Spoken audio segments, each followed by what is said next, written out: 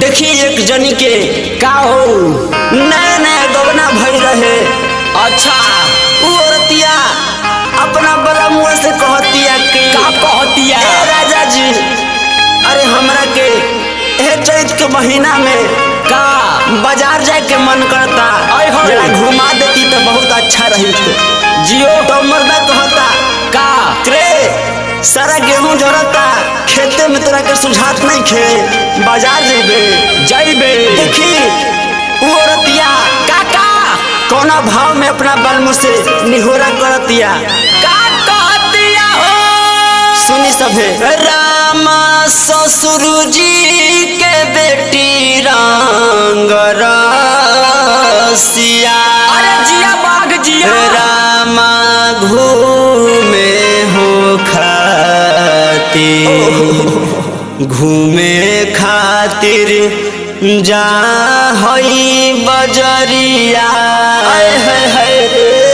ए रामा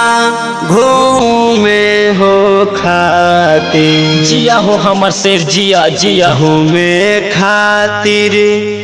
जा हई बजरिया, ए रामा घूमे हो खातिर जा हई बजरिया,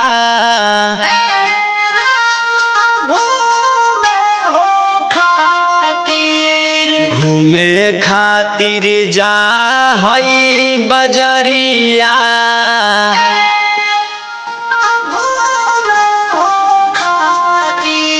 घूमे खातिर जा हई बजरिया, घूमे खातिर जा हई बजरिया, घूमे खातिर जा हई बजरिया,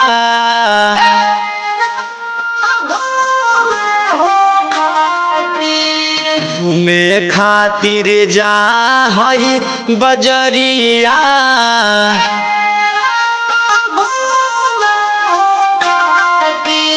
घूमे खातिर जा हई बजरिया,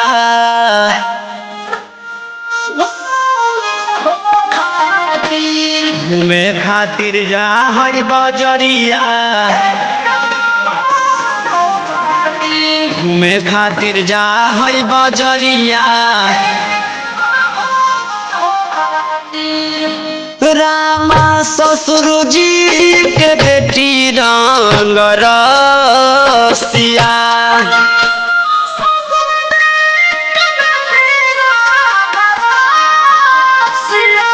रामा ससुर जी के बेटी रंग रसिया,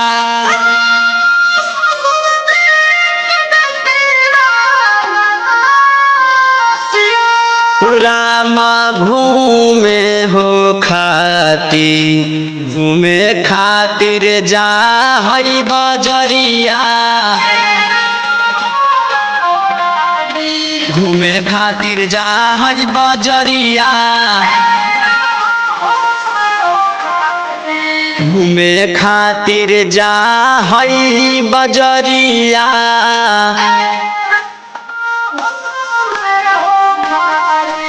घूमे खातिर जा हई बजरिया,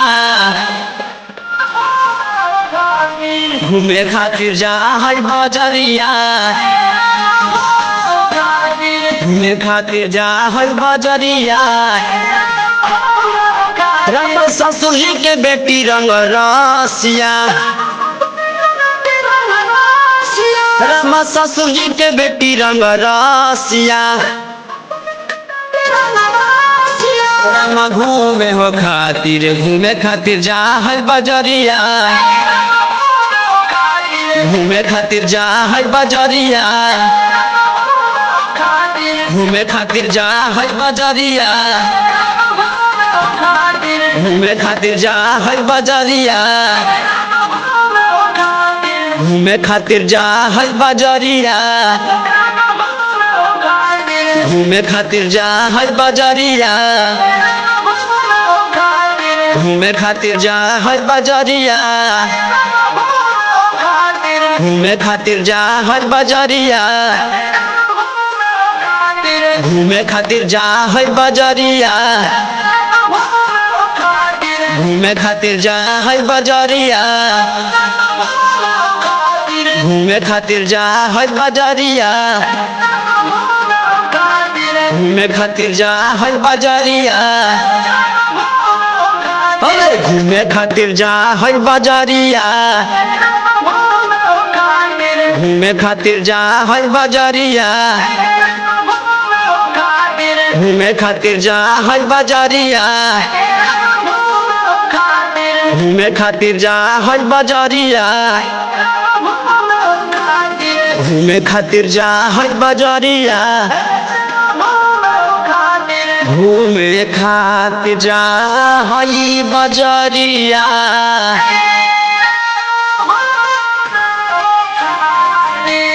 घूमे खातिर जा है बजरिया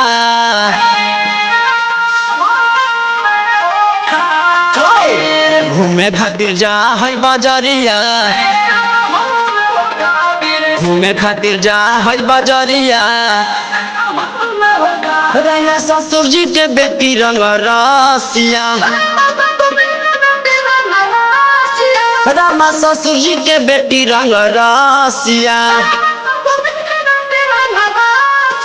रामा घूमे हो खातिर घूमे खातिर जा है बजरिया घूमे खातिर जा है बजरिया घूमे खातिर जा है बजरिया घूमे खातिर जा है बजरिया अब श्याम रामचंद्र की जय।